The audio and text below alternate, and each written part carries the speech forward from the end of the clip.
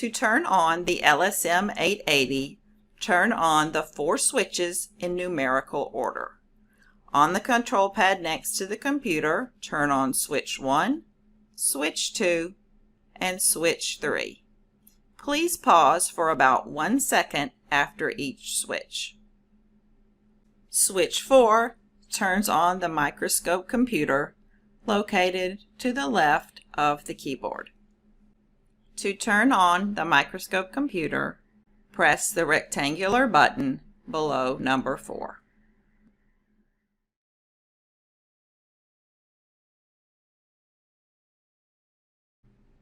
The touchpad is here for your convenience. Anything found on the touchpad can also be found in the software, and we'll point out the differences as we continue along with the training. When you start the microscope, the touchpad will be in the home position where you can see the status of the microscope. For example, you can see the objective. To switch objectives, choose the Microscope tab, Control tab, and Objective tab. For example, today we are using the 5x objective with a 0.25 numerical aperture. Also note, the touchpad has a focus knob as well. The focus knob is the same as the one on this microscope stand, with the large knob for coarse and the small knob for the fine focus. This is especially useful when setting your Z-stack in the software.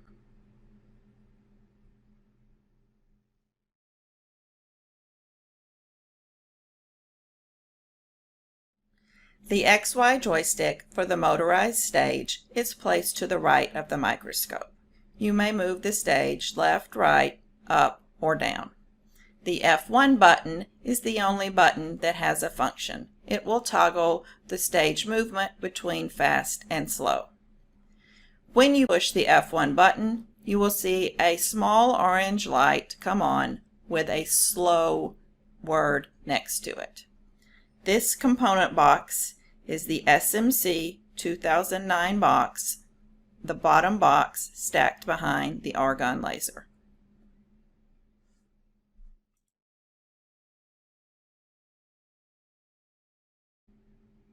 On the microscope stand is the focus knob. The larger knob is the coarse focus and the smaller knob is the fine focus. On the Zeiss microscope, toward you or counterclockwise moves the stage down. Away from you moves the stage up. On the left side of the stand is the same focus knob. The larger knob is the coarse focus and the small finger holes are the fine focus. This enables you to focus with the left hand and move the joystick with the right hand.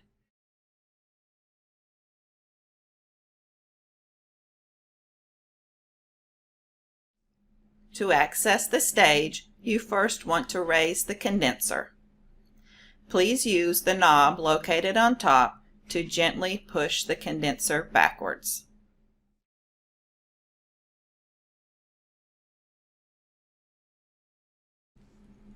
The Zeiss confocal microscopes have a universal stage insert for placing your slide on the microscope stand.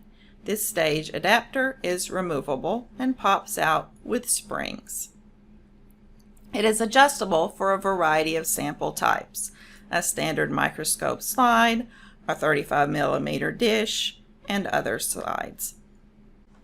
It is important for you to know how to reinsert this stage adapter. By default, the universal stage adapter should be on the microscope.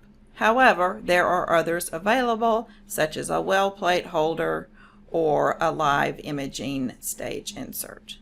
Please note the red dot on the bottom left corner and the red dot on the stage. These must be lined up together.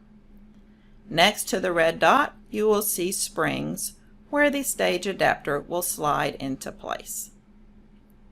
To fully insert the stage adapter, slowly slide the insert along the spring so that all 4 sides are inserted. To ensure that it is inserted correctly, run your fingers along the side. so that you know your sample will lie flat. If you feel any wobbling, then please try again to insert the stage adapter. In this example, when we test, you can see that the insert is wobbling, thus your sample will not lie flat, and you must reinsert the universal stage adapter.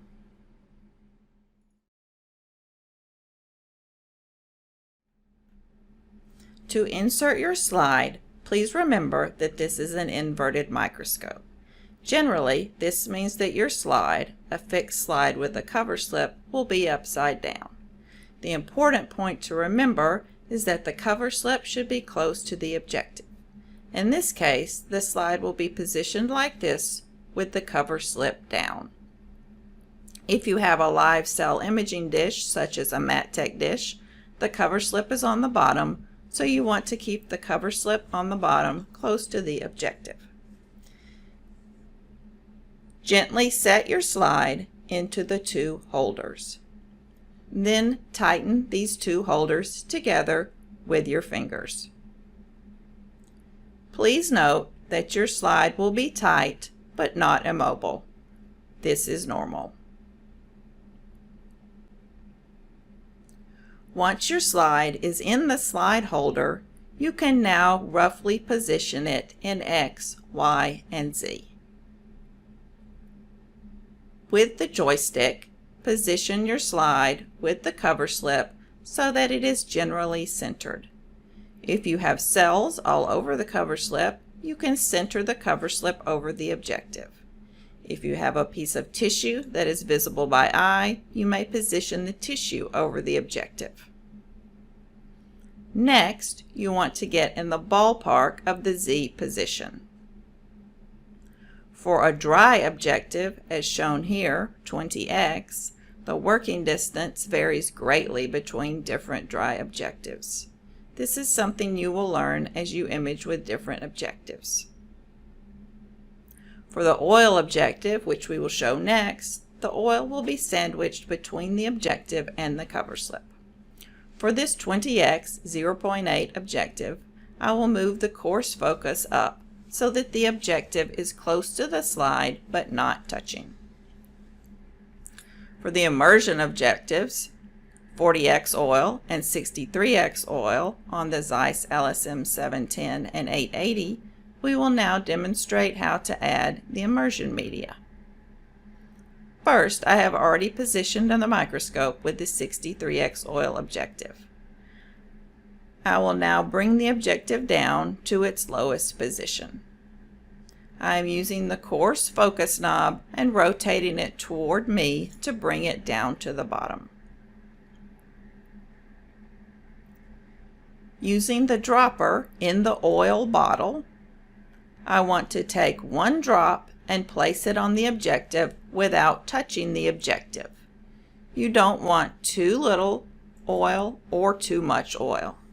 Too little oil will not give you a proper spread between your cover slip and objective, and you won't have an even illumination.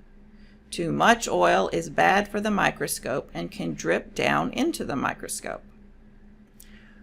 Once you have added your immersion media, place your slide between the holders as we did before.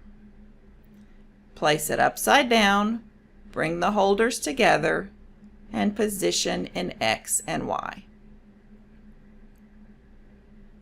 The important point now is to slowly raise the objective using the coarse focus.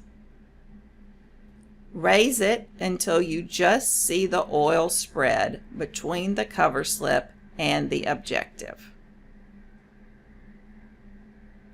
You want to slowly use the coarse knob.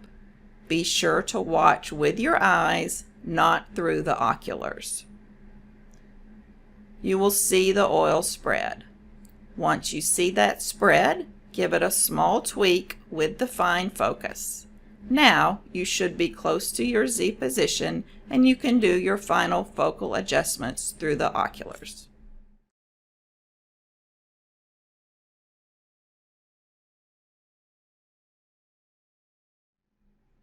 For the Zeiss LSM 710, 780, and 880 confocal microscopes, there are a variety of immersion objective lenses.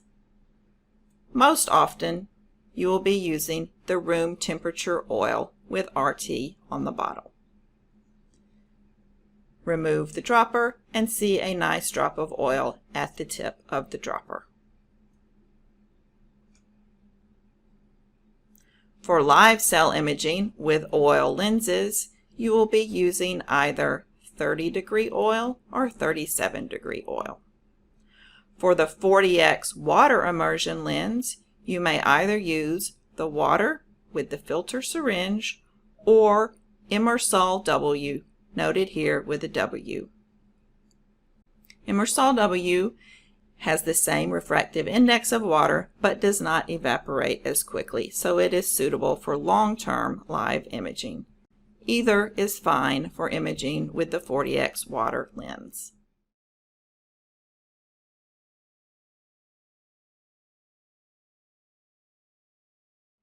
When you have finished placing your sample on the stage, please remember to lower the condenser.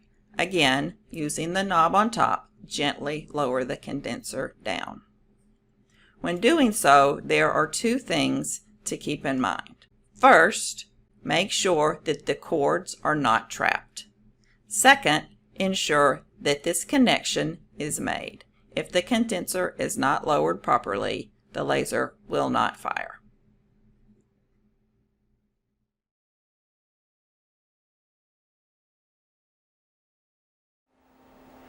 When you first sit down at the computer, you will need to log in through Windows. First, choose Control-Alt-Delete, choose Other User, and log in with your VUNet ID and password.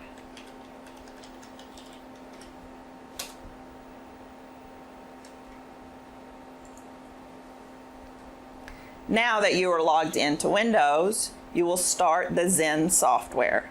Please note, you will choose the Zen black icon that is on the desktop. Double-click.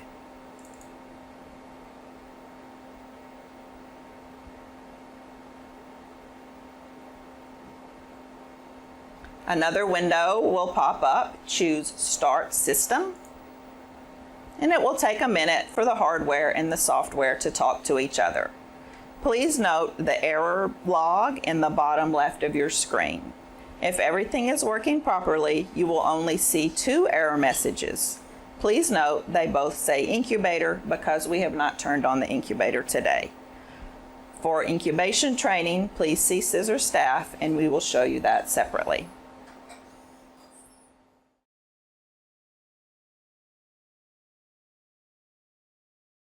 When you first launch the Zen Black software, the first tab will be Locate.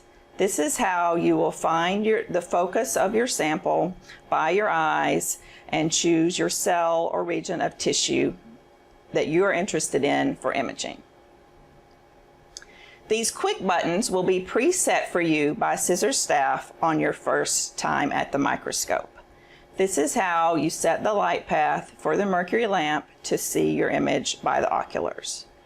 You have a DAPI filter for anything in the blue or 405 range, a FITSI filter for anything in the green or 488 range, rhodamine for anything in the red, 561, 568 range, bright field for white light, DIC also for white light if you need differential interference contrast, and then all off when you're finished looking for your sample and need to turn the fluorescence off. For example, you can choose FITSI, and you will see blue light coming from the objective, and the light path will be preset for here. You do not need to adjust these buttons as they are all tied to the quick buttons at the top. Once you have located your sample and your cell of interest, you want to turn the button all off so that you're not hitting your sample with extra light. Also, under microscope control, you can choose your objective. Now, you may do this on the touchpad, as we showed earlier, or you may do this in the software. My preference is to use the software because we see more information about each objective. For the LSM 880, these are the objective choices that you have. 5x, 0.25 numerical aperture, dry objective. 10x, 0.45, also dry. 20x, 0.8, also dry. 40x, 1.1, W for water immersion lens. This is most often used for live cell imaging because water is there to match the refractive index of your live sample. However, this 40x also is a long working distance for a 40x, so it can be useful for large samples, for example, organoids. Next is 40x 1.3 oil, and then 63x 1.4 oil. 40x 1.3 oil and 63 1.4 oil are going to be the highest resolution lenses that you often use for subcellular structures. Note that when you go from a dry lens to an immersion lens or vice versa, the touchpad will give you a warning that you need to add immersion media or remove immersion media. Again, you may choose your objective here in the software or on the touchpad. For example, I will choose 10x.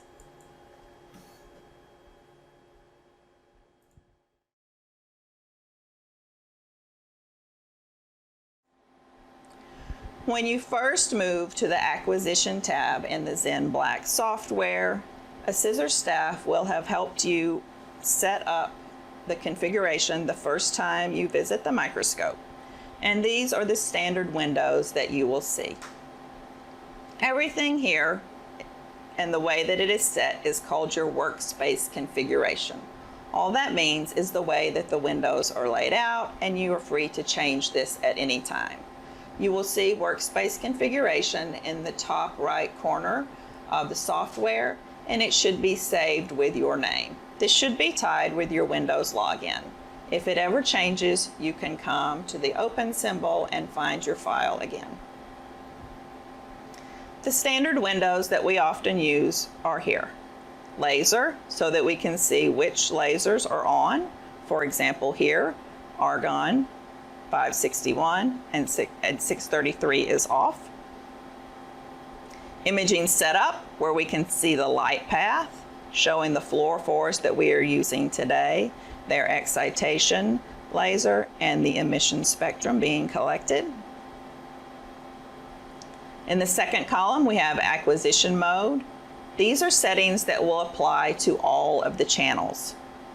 This is how we can set our frame size and our zoom and other settings. Below that is channels. This is where we will deal with each track one at a time. There will be settings for each individual track. You can look at them one at a time. The highlighted here, for example, 488, are the settings that we see now. If we hit expand all, we can see all of them at once. Often you will be doing a Z-Stack, tile scan, or live imaging. For any of those, in the top left here, under Smart Setup, you need to choose those windows. Z-Stack. You can pull the Z-Stack window out so that we can make our adjustments here. You could also use tile scan. That would be shown here. You also may want time series for live imaging. Please note that setting up live imaging will be a separate video.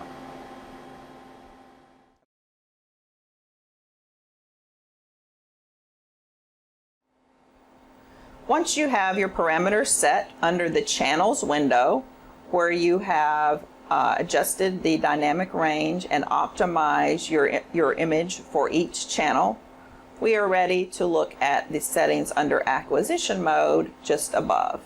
Please remember, the channel window are the settings for each track individually, and the acquisition mode settings will apply to all of your tracks. You can see our objective is chosen here. Scan mode is frame. We're going to image the entire frame. Frame size by default is always 512 by 512. This can be fine, but often you would like a somewhat larger image. As you can see here, this is our image at the moment. If I come below, under Dimensions and Zoom, and choose 100%, this is the actual size of this image. If I want to now look in more detail at this image and start to zoom, it will begin to look pixely. Therefore, I might want to start with a larger frame size. Often, 1024 is a good place to be, but it depends on many things, including your objective and your zoom. The optimal button will tell us the maximal frame size that we can have, again, based on the objective and the zoom. It will give us the highest number possible without oversampling. As you can see here, this is a very large number for 20x and one-time zoom, and that will take over 3 minutes to image once. Thus, we need a nice compromise, so we will start with 1024. Below that is scan speed, also known as pixel dwell time. This is how long the laser sits on each individual pixel, how fast or how slow the laser actually scans across the sample. The slower it goes, it can look a little better and give a smoothing effect. However, the slower it goes, the longer the laser sits on each pixel and the more photo bleaching you may have. Again, we would like to find a happy medium. These numbers also will adjust based on your frame size, your objective, and your zoom. We generally recommend for everyday fluorescence imaging to hit max and then take it down 1 or 2 notches to get a reasonable amount of time. Next, you will see averaging. This is the way we can take the image once, take the image twice, and mathematically average pixel by pixel. Again, this can give a smoothing effect as well, but please remember that with each additional scan, you're adding light to your sample. You have a choice here of 1, 2, 4, 8, or 16.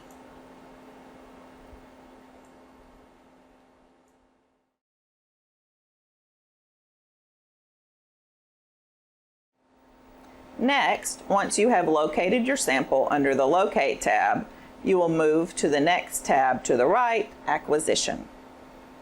The first thing that we need to do is to tell the software what fluorophores you have in your sample today. First, we will go through how to do this with the Smart Setup button. It is in the top left under the Locate and Acquisition tabs. When you open the Smart Setup window, the first thing you will see is dye with a small arrow to the right. When you click on this arrow, you will see many choices of the most popular dyes. Hopefully, your dye of choice is in this list. If it is not, choose something similar. If it is not, ask Scissor Staff for assistance. In general, most people are using the Alexa or Psi secondary dyes. Please note, for the Zen software, if you're using the Psi dyes, we recommend that you use the Alexa Floor setup. It will choose the more appropriate filters. For an example today, I will choose 3 dyes. Alexa Floor 488 for green, Alexa Floor 568 for red, and Alexa Floor 633 for far red. You can choose up to 4 colors. When you choose the fluorophores under the drop-down menu, sometimes it will get the color right, sometimes it will not. It's all pseudo-coloring, so it doesn't matter at this point. But for convenience, I'm going to choose them here with the second arrow on the right. Green for 488, red for 568, and blue for 633. When you're Doing multicolor imaging, you have a few options of how to do this imaging. These 3 panels below show the 3 options. On the left, we have fastest. You can see from this bar graph that it will have a high speed, but on the left here, you see that there will be significant crosstalk or bleed through from one channel to the next. The graph below, where it says track 1, shows you the skinny white line is the excitation wavelength. The area under the curve, the full curve, is the emission profile of that particular fluorophore, and then the colored in part of the curve is what has been chosen for the imaging today. You can see this long tail bleeds through to the next track. However, this could be a good choice for speed, particularly for live cell imaging. The next choice in the middle is best signal. In this case, there is sequential imaging. Track 1, followed by track 2, followed by track 3. You can see much less crosstalk. However, your speed will be greatly reduced because we are scanning 3 times instead of 1. Finally, the choice smartest, also called best compromise, is often a good choice. Because Alexa 568 is in between Alexa 488 and Alexa 633, it will be in its own track, and 488 and 633 can be in the same track because they are further apart on the emission spectrum. This is often a good choice, but it depends on many parameters and settings of your particular sample and your imaging goals. Please ask Scissors staff if you would like assistance with this choice. For today's training video, I will choose best signal because it is easier to walk through tracks one at a time as we set up our acquisition. I will choose best signal and then hit apply in the bottom right. The software will set up the light path and imaging parameters for me.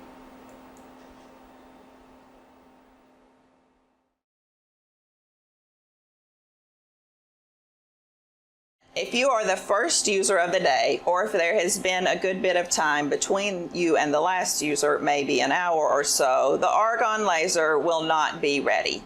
You will see that here with the red boxes around 458, 488, and 514. If you're the first user of the day, this warm-up period can take as long as 5 minutes. Our recommendation is to reverse what we just showed you. First, come into the software, choose Smart Setup, and let the argon laser begin its warm-up period. Then go back to Locate, place your sample on the stage, and find your area of interest. Hopefully in that time the argon laser will be ready. However, the other lasers, as you can see here, 405, 561, and 633, are ready to go. So you can begin your setup with those while you wait for the 488 to warm up. Once you have chosen your tracks in Smart Setup, you will see them here under Channels. For example, under track 1, we have Alexa 488, and you can see that it is using the 488 laser for excitation. For track 2, we are using both DAPI and Alexa 568, and so both the 405 laser and the 561 lasers are activated for this track. To the left, under Imaging Setup, you can see more information about the light path that has been chosen for your particular fluorophore. For example, for track 2 with DAPI and Alexa 488, you can see that for DAPI, we will be collecting an emission spectrum of 410 to 495. For Alexa Fluor 568, we'll be collecting a range between 574 and 712. These are presets from the software based on the information of these fluorophores. Because these are spectral detectors, you may adjust this. You can drag these bars in and out to widen or make smaller the emission spectrum. You can click on the numbers and type in a particular wavelength as well. In general, if you are using GFP, mCherry, the Alexa secondaries, these presets should be fine for your everyday imaging. If you have a particular fluorophore that is different or custom made or particular for a particular organism or cell type, you can get that information from the manufacturer and type these particular wavelengths into the box. Similarly, for Alexa 488 here, you can see that we are collecting wavelength 490 to 571.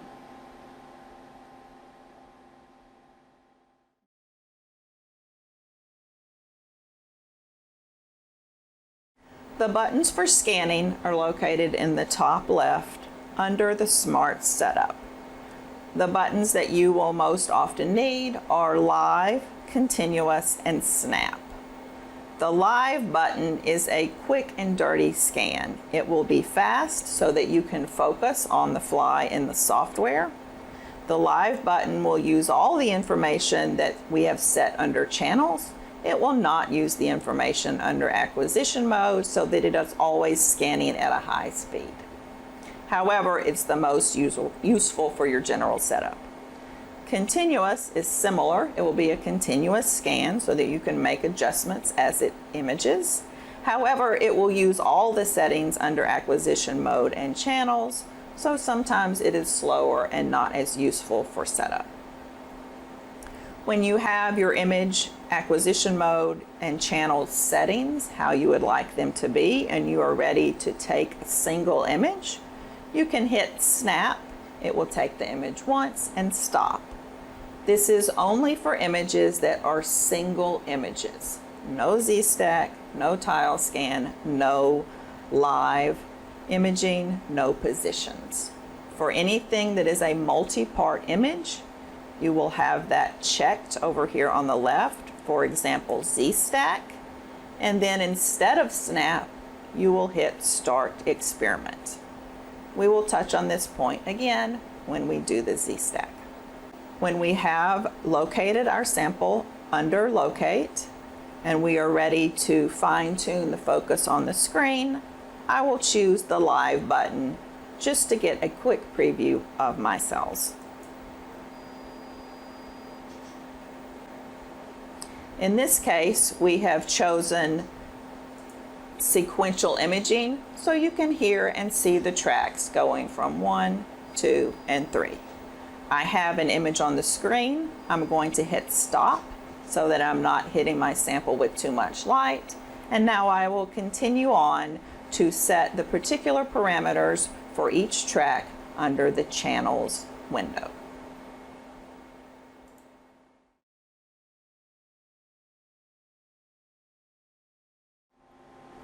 Once you have your channels set up under Smart Setup, and you've taken a look at your imaging setup so that you know your excitation lasers and your emission spectrum for each fluorophore or channel that you're using, we are ready to set up our channels one by one to optimize our imaging.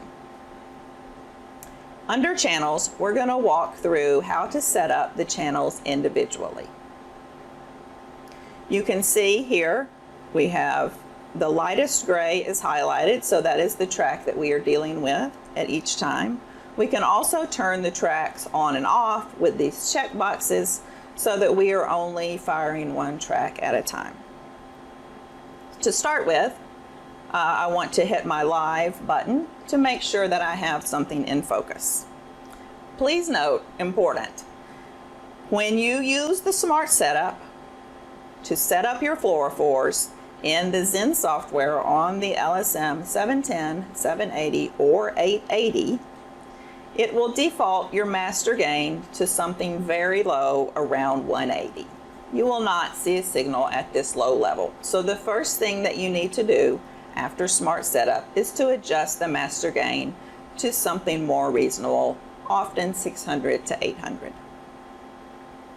The way that we have the channels here, I can look at them one at a time. I can also choose Expand All so that I can see all of the settings at once. So first, I will change the master gain to 700 for each channel.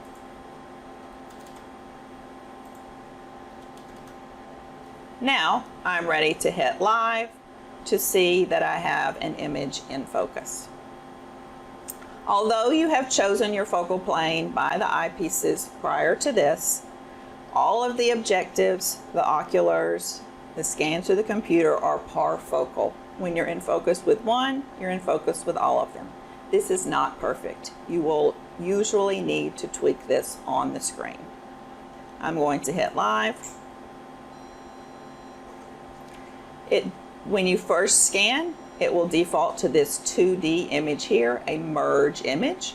I'm going to hit split so that I can see them.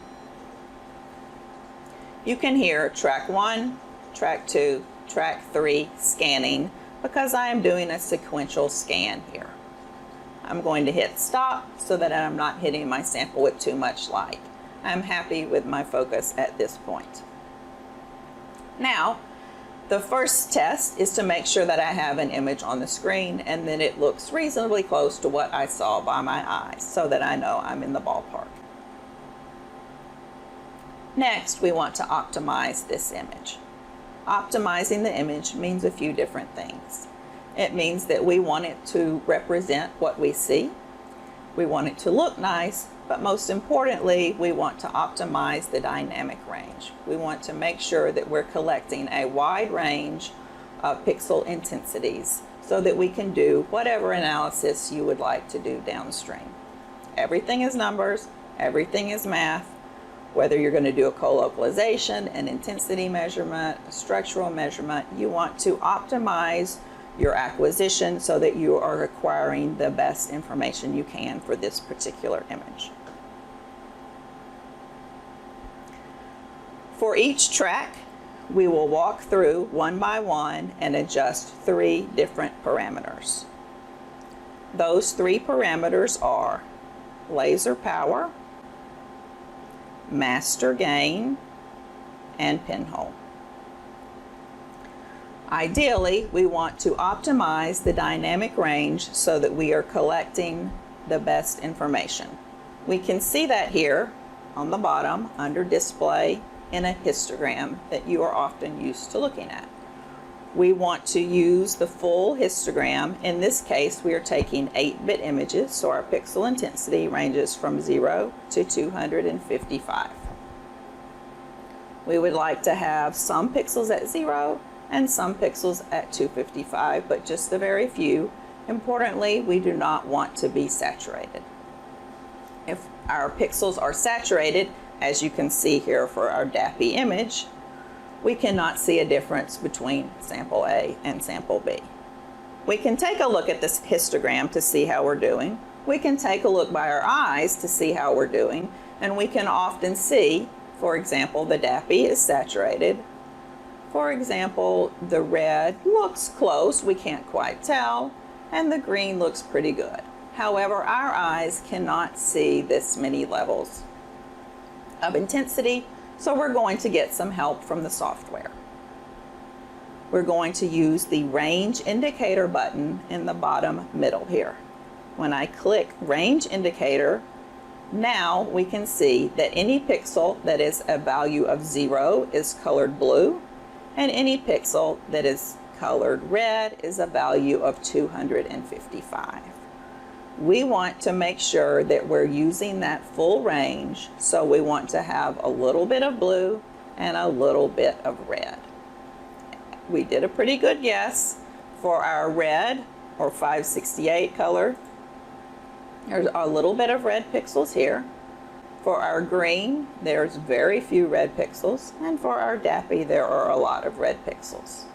Our next step will be to walk through the channels one by one to optimize this dynamic range, to adjust the fluorescence intensity, the amount of signal that we see, so that we are using the full 255 dynamic range.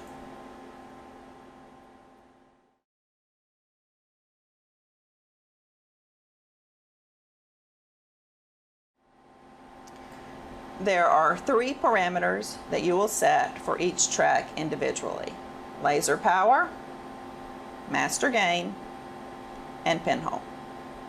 For laser power, for each one, for example 561 here, The laser power is in the box to the right.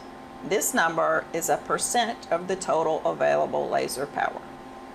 When you go through the Smart Setup to set your imaging setup, the default will be 2%.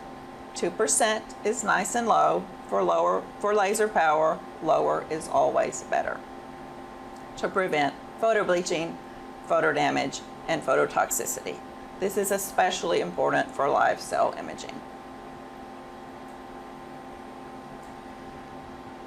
For the laser power, we have recommended ranges.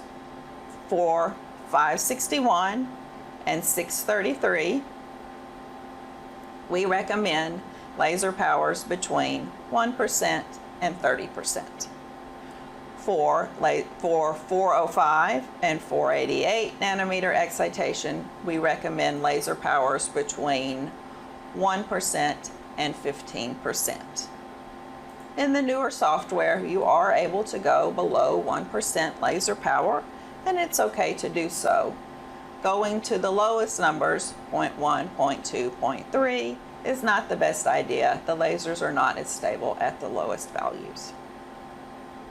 Similarly, for the high-end range, 30% or 15%, these are suggestions based on biological samples so that you're not harming your sample.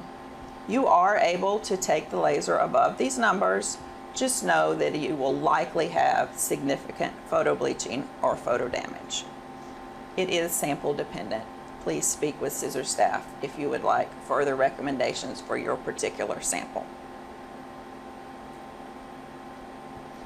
A second parameter that we can adjust to increase or decrease our signal is the master gain. The master gain are the detectors. This is what is detecting the light and detecting the photons. We can think about it like an amplifier. We turn it up and we get more signal, but at a certain point we will get noise from the machine. On the LSM 880, the sweet spot is around 800. If you can keep your master gain at 800 or below, you should have minimal noise from the machine. On the LSM 710 and LSM 780, that number is 700. If you keep your master gain at 700 or below, you should have minimal noise from the machine. Again, remember, when you go through the Smart Setup, this number will start very low, around 180. So it is recommended to start around 600 to 700 to see your sample and then decide from there where to set it. The third thing that we can adjust to increase or decrease our signal is the pinhole. The pinhole is what makes the confocal. It is an iris that opens or closes to allow or reject out of focus light. In doing so, we are only collecting signal from a particular optical slice. In this case, for the 20x 0.8 objective, the default shown here is 4.6 micron section. That is your optical slice. So when we image, we will actually excite the whole sample, but we will only collect signal from 4.6 microns in the Z dimension. There are several numbers here associated with the pinhole. The number on the right in the box is the physical size of the pinhole in microns. This is important, but usually not the number that people use to set their optical slice. However, it corresponds to a particular optical slice in the Z dimension, here 4.6 micron section. There is also a measure here called area unit. This is a way to measure the best resolution that we can get.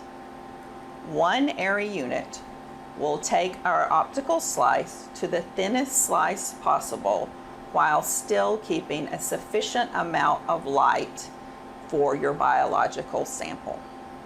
In this case, 1 area unit will give you the best resolution.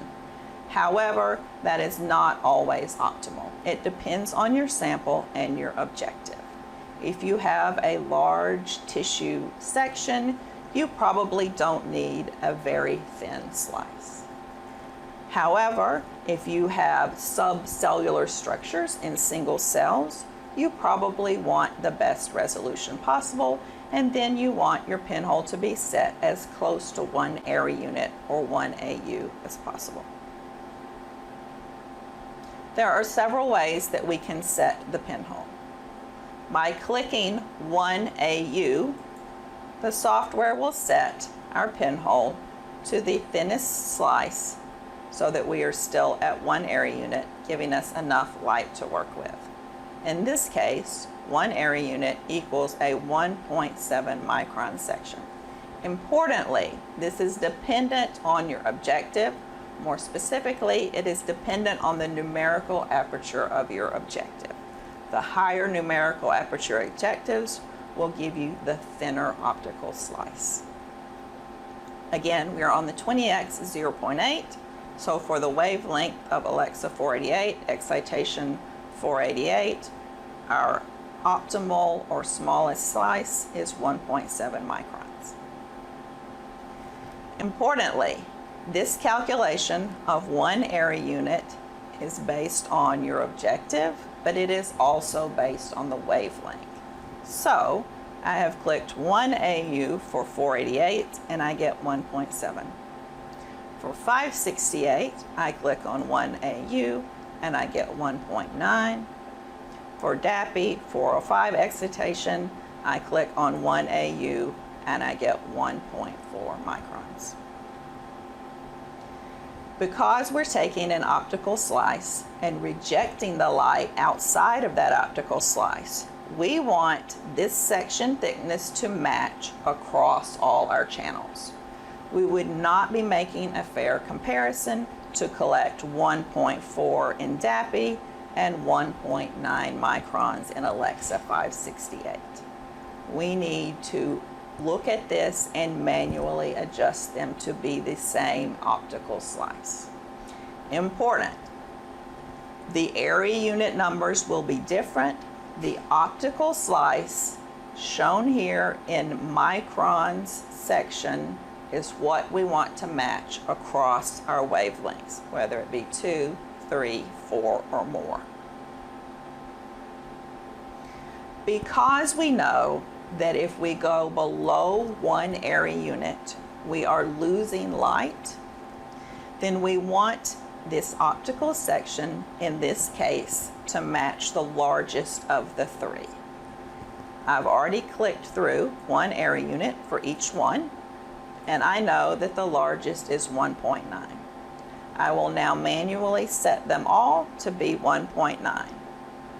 For each of these adjustments, I can pull on this tab, I can click on these arrows, or I can type in a number.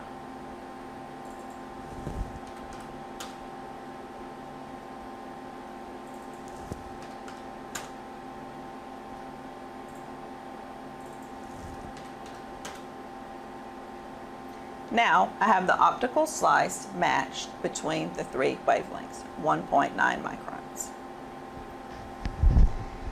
Important to note here that this is in an ideal scenario where I want the best resolution possible. So I'm trying to get as close to 1 area unit or at 1 area unit. As noted before, if you have a thick section, let's say 50 to 100 microns, we probably don't need to take a slice every 1 to 2 microns. It would take a long time and is probably overkill for the information that you need.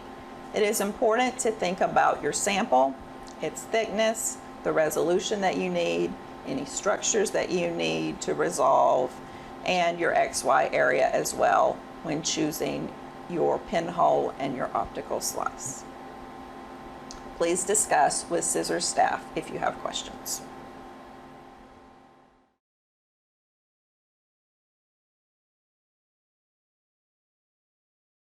Now that we have walked through laser power, master gain, and pinhole, we're going to do an example of how we would set this up for this sample of cells. Because I want the pinhole or the optical slice to match across all my sections, I'm going to start this process with the weakest channel. The weakest channel will dictate how wide I need to open my pinhole, and then all the other channels should have plenty of light and be able to accommodate that optical slice. 9 times out of 10, green is your weakest channel, and that is the case here. If I uncheck range indicator, you'll see here is my green sample.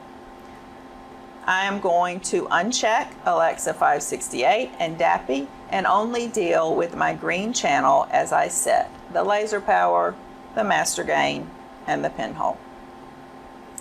This will limit the light limit the extra light from the 568 and the DAPI so that I'm not photo bleaching my sample.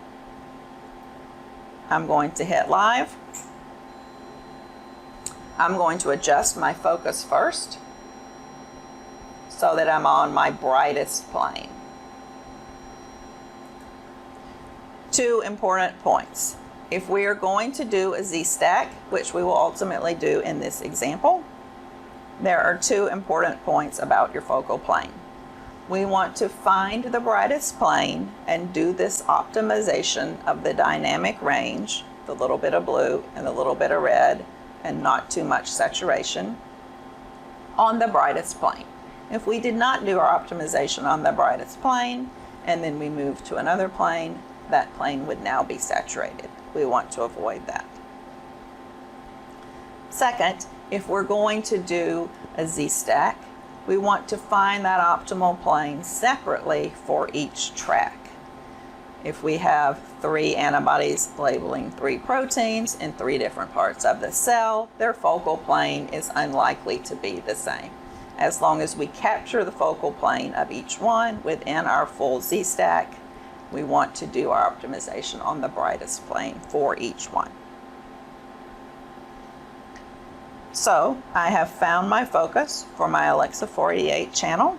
I'm going to click range indicator and see if I need more or less signal.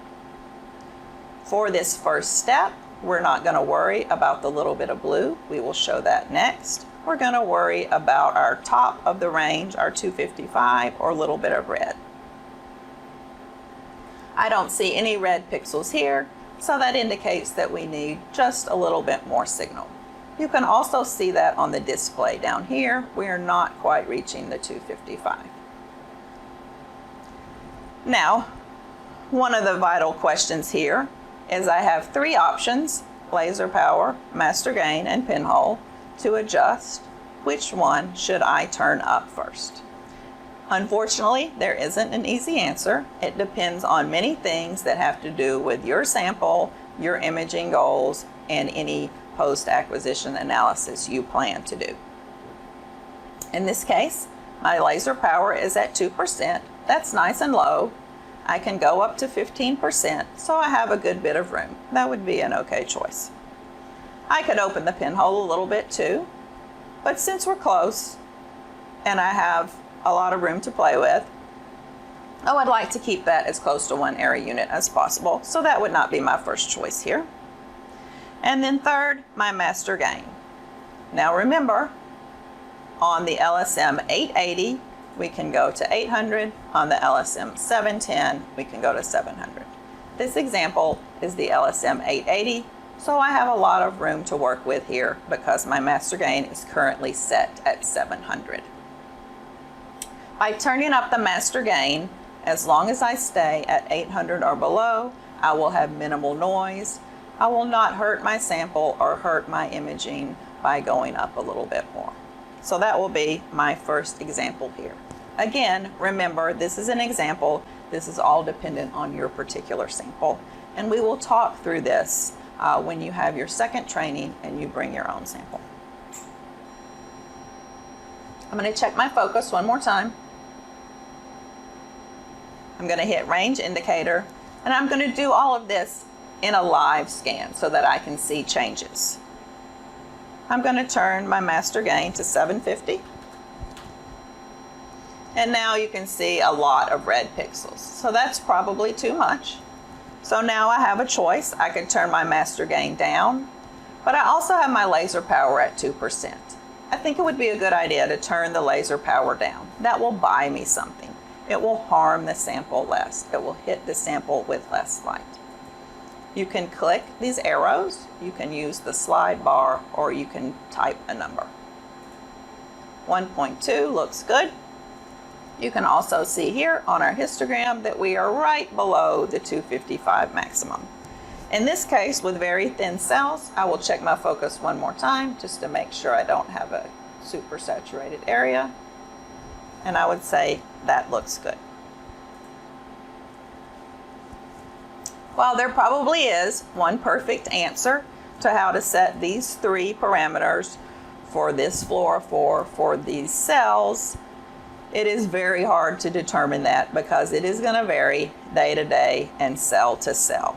So as long as we are within these ranges and we are not saturated, this seems to be a good choice for what we have. I could make some minor alterations here. I could turn my gain to 800 and turn my laser down a little bit. In this example, that is a minor point, but this is the balance that we want to see between the master gain, the laser power, and the pinhole. Note, I did not touch my pinhole for this example. I have my laser power at 1.2, that's well within the range we discussed. I have my master gain at 700, that's below the 800 that was discussed. And I kept my pinhole at the decided 1 area unit of 1.9 micron section.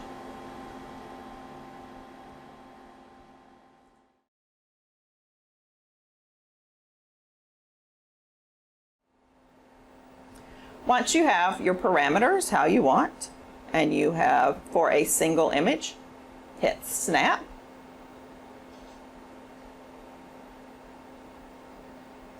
Now we have our final image with the parameters that we have set, and we would like to save it. There are multiple options for how you can do this. You can always choose File, Save As, navigate to where you would like to store your images. You can store them on your Scissor Store folder, or you can store them in the D drive under User Data. Please note that we have a 45-day data transfer policy.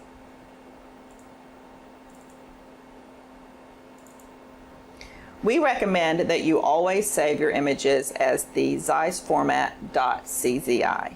You can always export your TIFF at the same time or at a later time, but you always want the original CZI so that you can see all the metadata and information about how you acquired this image.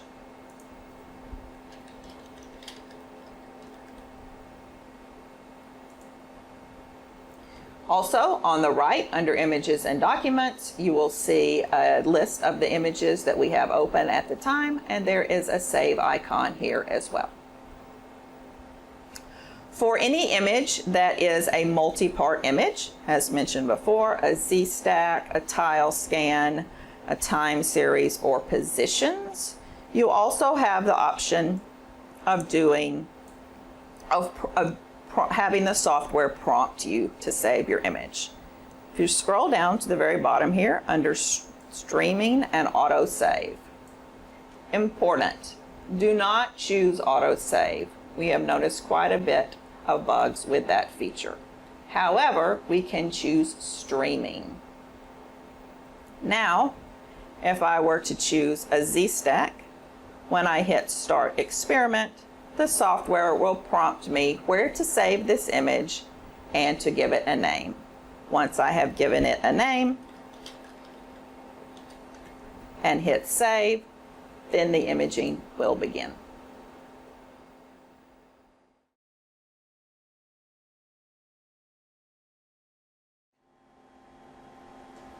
Once you have your channel set up ready with each channel optimized, and that you have optimized the dynamic range so that you're pleased with your intensity levels, we are ready to do a Z-stack. By clicking the Z-stack checkbox, you will now have a Z-stack window. I have placed it in the lower right of the screen. There are two options for how you can set your Z-stack. We can choose the top and the bottom of your focal plane, or we can choose the center of the focal plane. First, we will go over first last.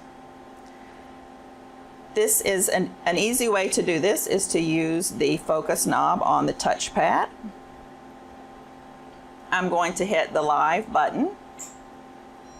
Remember, on the Zeiss microscope, rolling the focus knob toward you will bring the objective down. I'm going to bring it toward me until I'm just out of focus with my sample. Then I will click Set First, and the software will record my position. I'm going to go in the opposite direction through my main focus, out of focus on the other side, and click Set Last. Remember to click Stop so that you're not hitting your sample with extra light. The way the Z-Stack works is that we're going to bring the objective down to its lowest position. That is our first position, and then it will step up to the highest position. The reason that it does this is so that the objective is fighting gravity. In this software, you actually cannot reverse it. So we recommend that you click Set First and Set Last second, but the software will actually reverse it for you. Once you have Set First and Set Last, the next thing that you want to do is to hit the button next to Optimal. In this case, it says 0.78 microns. When I hit that button, it will adjust the number of slices that it will take for this particular Z-Stack. The range that I have chosen based on the first last is 7.04 microns. This is a good place to think about your sample and see if this is a reasonable number. If you're looking at cells or tissues, you often have an idea of the total thickness. For this sample, based on the objective that I've chosen, here 20x, and the optical slice that I've chosen, here 1.6 microns, the number of slices will be 10. Then that is based on the interval. The way this is set, if we are doing, the way that we have set our 1 area unit so that we're taking a 1.6 micron section, the optimal way to do this Z-Stack is to do 1.6 microns to move up half that distance and repeat, to move up half that distance and repeat, so on through our 7.04 microns. Thus, our optimal interval in this case is 0.78 microns. We take 0.78, divide it into 7.04, and come up with 10 slices. After you have all these numbers set, you can make adjustments. Often you do not want to adjust the interval because it is set, as mentioned, based on your objective and your optical slice. You can adjust your number of slices up or down, and it will adjust accordingly. You can also adjust your first and last. In this Zen Black software, the blue section shown here, we can grab and move up or down, and that shows our current focal position. For example, I could move it in closer, hit Set Last, and now I have a tighter Z-Stack.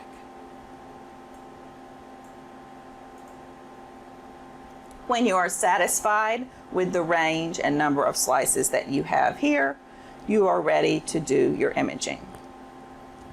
You would do that by having the Z-Stack box checked and making sure to hit Start Experiment.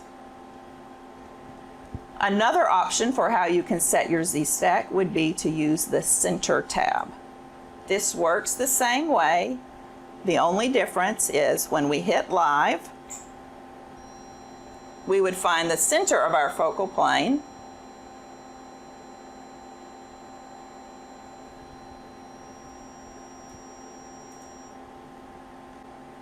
click Center, and now that will be your center point. The next step is that you need to choose how many slices you need. If you don't know how many slices, we can choose a number, and often what you want to see is your total range. And it will always center that total range around your center point. Either of these options is fine. It depends on your experimental design and your own preferences.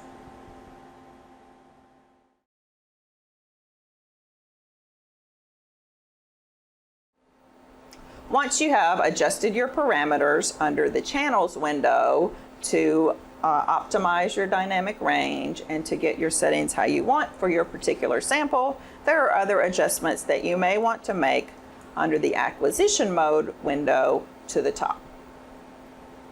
First, we will show zoom or rotation if you would like to zoom in or adjust the rotation of a particular cell or area of your tissue. You can see here under scan area that we can adjust left, right, up, down, rotation, or zoom. In this case, you could type a zoom of 2 into this window and it would automatically adjust the zoom. However, an easier way is down at the very bottom middle of the screen where you will see a crop button. When I click crop, you will see a 2x zoom perfectly centered in the middle of the screen. I am now able to grab this square and move it around to my cell of choice. In this case, I could center it on this cell. I believe this is a good zoom. I could adjust it to 2.5 if I would like. Readjust my square. Also, now you have the option to rotate. Again, you can do this with the slider bar here, or I can grab these crossbars on the cropped square and rotate in this case. Certain organisms, zebrafish, C. elegans, often like to adjust the rotation of their sample. Also, it can be helpful if you have a long cell to put the cell on the diagonal to give yourself a little bit more room. So in this case, I have adjusted my zoom to 2.5 and I have rotated my square a little bit. Now, when I hit live, it will adjust so that that cell fills the whole screen. Please note that when you adjust the zoom, it will also adjust your frame size above in acquisition mode. So you may need to readjust that to the frame size that you prefer.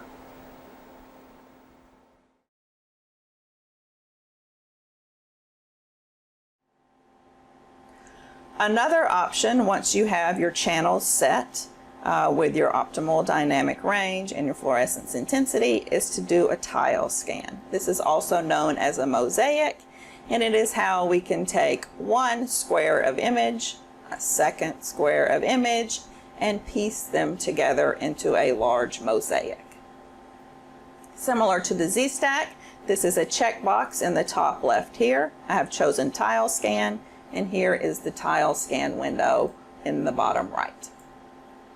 There are three options. I'm going to go over 2 options for how we can do this: centered grid or bounding grid. Centered grid is just a horizontal by vertical number of tiles. So for example, we could do 5 by 5, and it will start with the where we are focused now, or where we are positioned in XY now will be the center position, and it will do 5 up and down and 5 left to right. This is good if you just need a large area of cells, or if you know the size of the area you would like to cover. You can see the size here in microns or millimeters and adjust the horizontal and vertical number of tiles to cover the area that you need. For example, here I'm going to do 3 by 3. So you can see we'll do 3 across and 3 up and down. This would be an area of 1.1 by 1.1 millimeters. Once you have that set, there are just a few options below. You want to set an overlap. The way that the software actually does this imaging is it takes one square, it moves over mechanically to the next square, to the next square.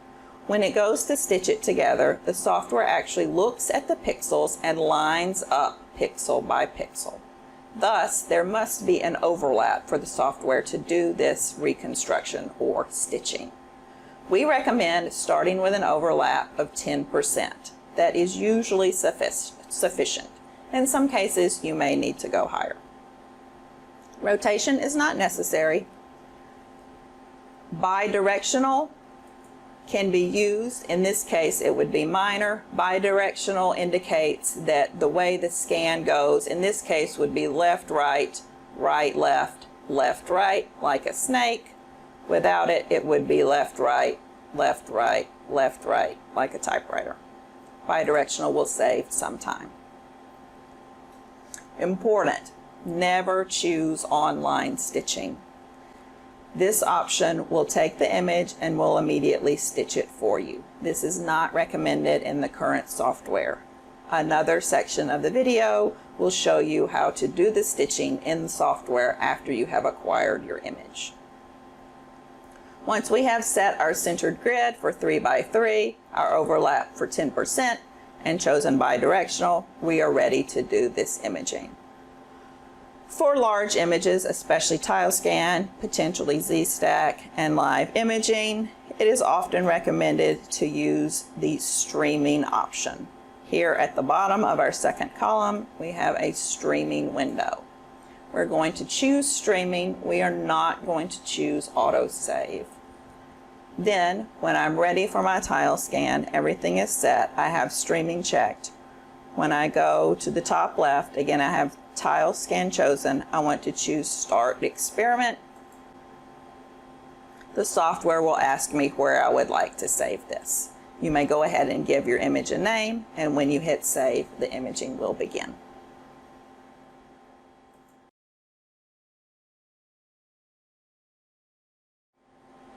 A second option for tile scan would be to use bounding grid. That is the middle tab here. In this case, this is especially useful for tissue. You can create positions around the boundary of your sample of interest so that you are not acquiring extraneous tiles. Basically, we will start live, drive around, and add positions. Then the software will create the shape around that and figure out how many squares need to be acquired within your chosen shape. I'm going to hit live. I can add the position and it will remember that position in X and Y. You can see that here under marked position.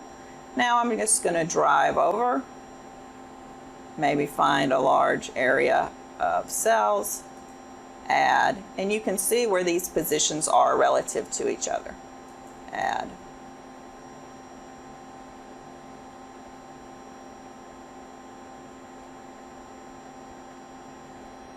You can focus at this point too.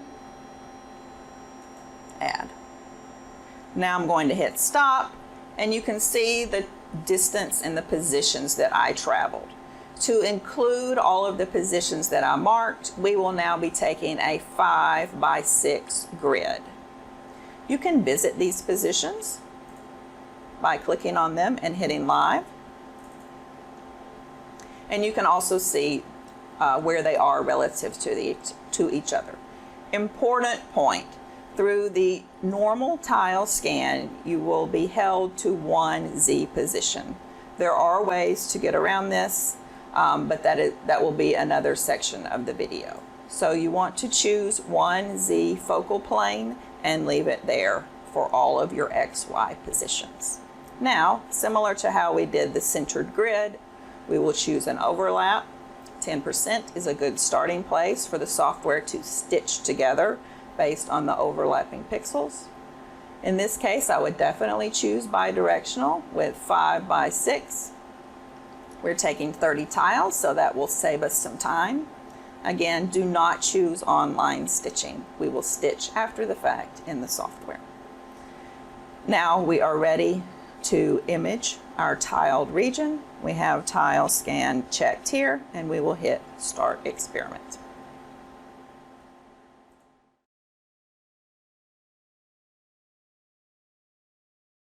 Once you have acquired your Z-stack, there are several different ways that you might want to view the different slices. Down below, under Dimensions, you can see a Z position slider.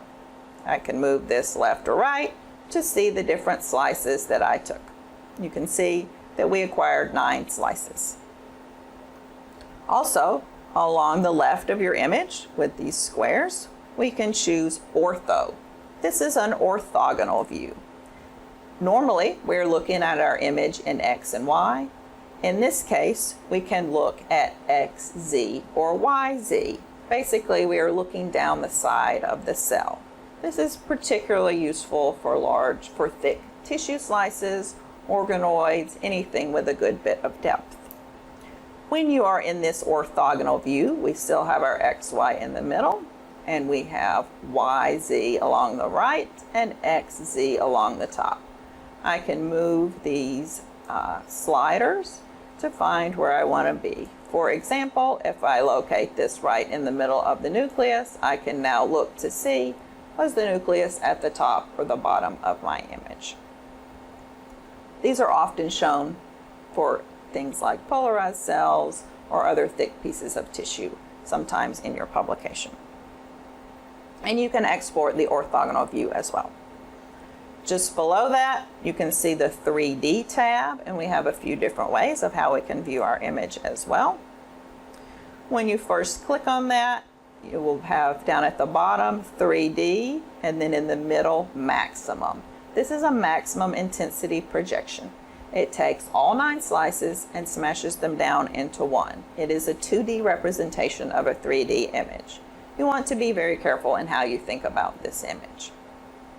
The way it actually does it is for each pixel to look through all 9 slices, pick the highest intensity pixel, and that is the winning pixel and how the image is created.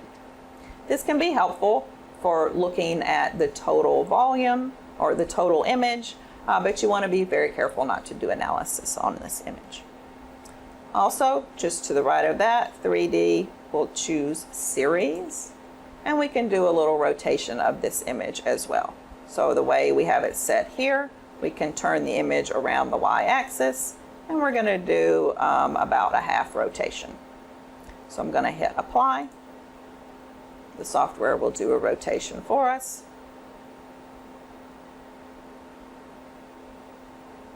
And when it is finished, I'm going to come back over here to the left to dimensions. And now the Z position slider is a slider of all the different angles of the image, and I can see the image rotate. I can also use the play button to see it rotate around the y-axis. Again, this can be useful depending on what analysis you would like to do. I would strongly recommend that if you want to do 3D rendering, please speak with Scissor Staff again, and we can point you to other software that will do a better job with the 3D rendering. The Zen is fine for a quick look, but you're not going to have as many options for how to export or how to turn your image.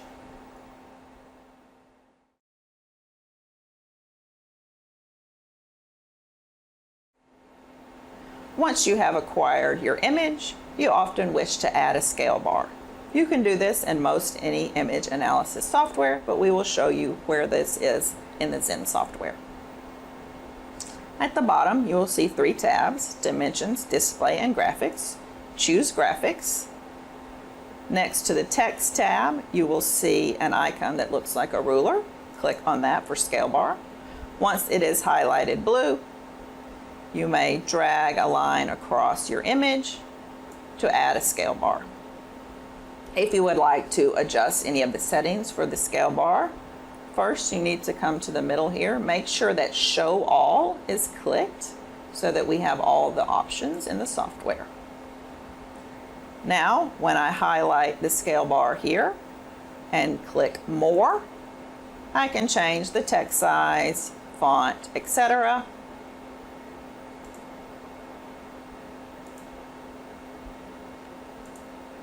And next to that, where you see the red square, I can change the color. I can also drag it around to wherever I need. Again, remember that in the Info tab, you can see the particular scale information if you wish to add your scale bar at any other point. Also, please note on our Scissor website, you can find download links to the free versions of both Zen Black and Zen Blue, where you will have the same options under graphics for adding the scale bar at any time after you acquire your images.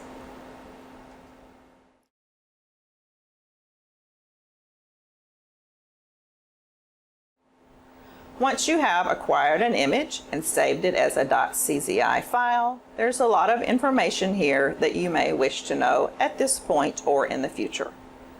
To the left of the image, with these small squares at the bottom, click on the Info tab. Now you can see all the information about how we acquired this image. We can see the scaling in X, Y, and Z. Again, as long as you save this original .czi, you can always come back and add a scale bar later. However, this information is what you would need to add a scale bar in another software such as ImageJ or Fiji.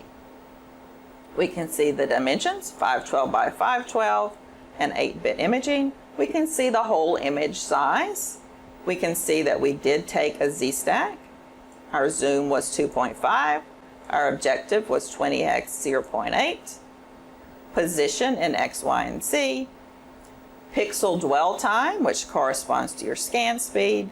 And then for each track, we can see the master gain, the pinhole, and the laser power, which are very important to keep consistent between your different control and treatment groups or any other comparisons that you wish to make. Again, as long as you retain this CZI file, you can come back and see all of this information in the future. Also, conveniently, as long as you're imaging on the same microscope, so you stay on the LSM 710 all the time or you stay on the LSM 880 all the time, you can open an old image and at the bottom in the middle choose the reuse button. This can be very helpful for having your settings close to what you need, and especially when you're making a direct comparison. There are two important things to note if you choose the reuse button. One is that it will not change your objective. We have it set this way on purpose because we would like for you to stop and think about which objective you're using and make sure that we're not getting oil on the dry objectives. Second is that when you hit reuse, it will adjust your zoom and rotation. Often you will need to reset that for a new sample. My recommendation, if you're going to reuse settings from a previous image, is to open the Zen software, open your old image, hit reuse before you ever put your sample on. So reuse the settings, reset all here for your zoom and rotation, choose your objective either under locate or on the touchpad, and then put your new sample on the microscope.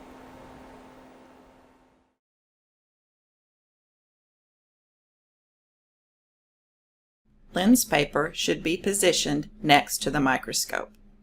You should only need a single sheet of paper for each objective where immersion media was applied.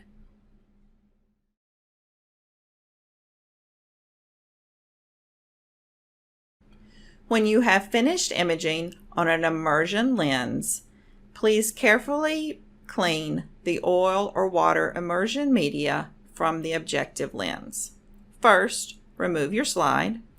Next, find the lens paper located next to the microscope. You should only need a single sheet of paper for each objective where immersion media was applied. With a single piece of lens paper, place a gentle finger over the lens paper and with one gentle pull, remove the oil. Repeat this step long enough until you see no oil remaining on the lens paper. You do not want to rub the lens paper across the objective because if you do, the dirt would be rubbed into the lens. You may carefully wipe around the edge of the objective if you see excess oil dripping down the side of the objective. For any assistance, please contact Scissor staff.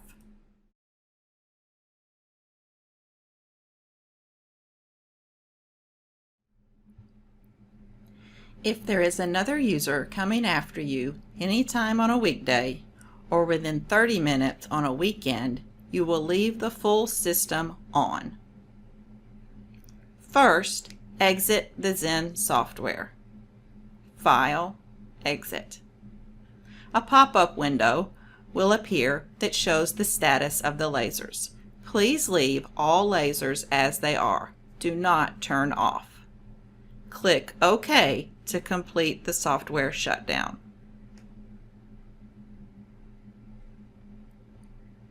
Next, log out of the computer by clicking the Start button and log off. Please leave all other switches on.